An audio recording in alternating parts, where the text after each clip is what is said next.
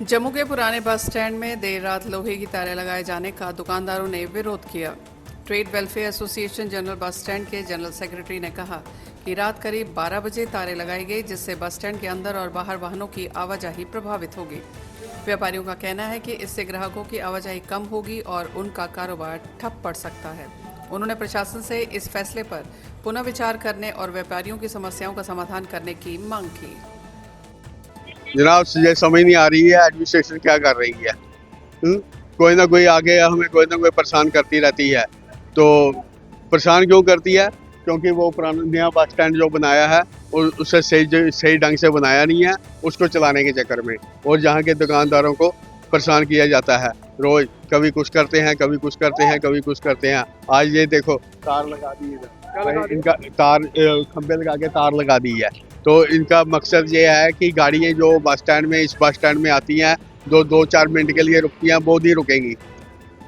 तो वो सीधे बाहर चल जाएंगे। जो इधर काम काज करने वाले लोग हैं, जो दुकानदार हैं, वो उनका काम ना चले।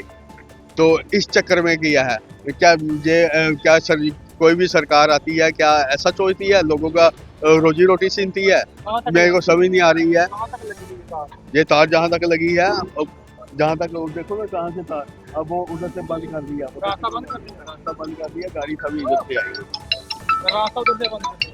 हाँ, तो गाड़ी उधर से बाहर ना निकले। बिल्कुल बिल्कुल।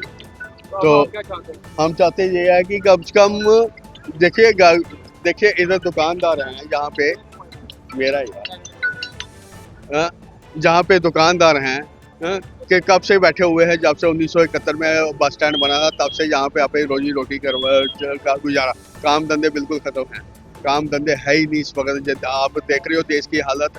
और जो जब से संदूर का जो कांड हुआ है, तो संदूर कांड, उसके बाद ईरान का जो युद्ध हुआ है, उसकी वजह से बिल्कुल काम धंधे बिल्कुल खत्म हो गए हैं।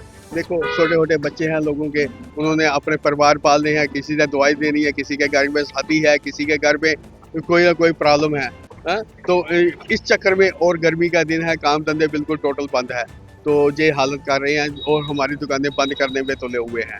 तो मैं सरकार से गुजारिश करता हूँ, कम से कम ऐसा ना करो। क्यों हमारी बददुआ ले रहे हो, जिससे कि आपके घरों में भी ऐसा ही होगा। फिर ये याद रखना।